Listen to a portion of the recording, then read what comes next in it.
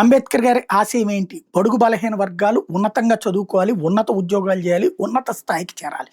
మిగతా అగ్రవర్ణాలుగా పిలువబడుతున్న లేదంటే రిజర్వేషన్ పొందని వర్గాలతో సమాన స్థాయికి వీళ్ళు చేరాలి. దానికి విద్య, ఆదాయం అన్నటువంటి ఆర్థిక వనరులు అన్నటువంటిది మూలం అవుతాయి.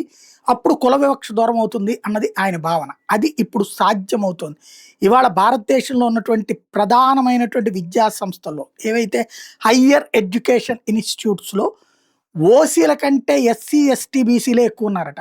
ఎస్సీ, ఎస్టీ, ఓబీసీలే ఎక్కువున్నారట. లేటెస్ట్‌గా ఐఐఎం ఉదయ్‌పూర్ స్టడీ చేసింది. టోటల్‌గా 43.8 మిలియన్ స్టూడెంట్లు లెక్కేసుకుంటే ఎస్సీ, ఎస్టీ, ఓబీసీ షేరు 43.1 2010-11లో ఉండేది. ఇప్పుడు 60.8% చేరింది. 2022-23 నాటికి 60.8% అంటే ఏకంగా 2010-11 అంటే అప్పుడు కాంగ్రెస్ గవర్నమెంట్ ఉంది. తర్వాత వచ్చిన బీజేపీ గవర్నమెంట్ టైంకి వచ్చేటప్పటికి, ఇప్పుడు మోడీ గవర్నమెంట్ వచ్చేటప్పటికి 22-23 నాటికి ఏకంగా 17% పెరిగింది. 43.1% నుంచి 60.8, అంటే ఇప్పుడు అత్యధికంగా హయ్యర్ ఎడ్యుకేషన్ ఇన్స్టిట్యూషన్లో చదువుతున్నది ఎస్సీ, ఎస్టీ, ఓబీసీలే. అదే సందర్భంలో ఇంకొకటి జనరల్ కేటగిరీకి సంబంధించినటువంటి సంఖ్య 9.5 మిలియన్లకి తగ్గిపోతుంది.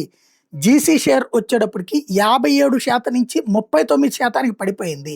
అంటే జనరల్ కేటగిరీ వాళ్ళకి సంబంధించి అది కూడా ఈడబ్ల్యూఎస్ రిజర్వేషన్లతో కూడా కలిపితేనే, అంటే 62.2% మంది ఎస్సీ, ఎస్టీ, ఓబీసీలు ఇప్పుడు ఎన్రోల్మెంట్ అవుతున్నారన్న లెక్క తేలింది.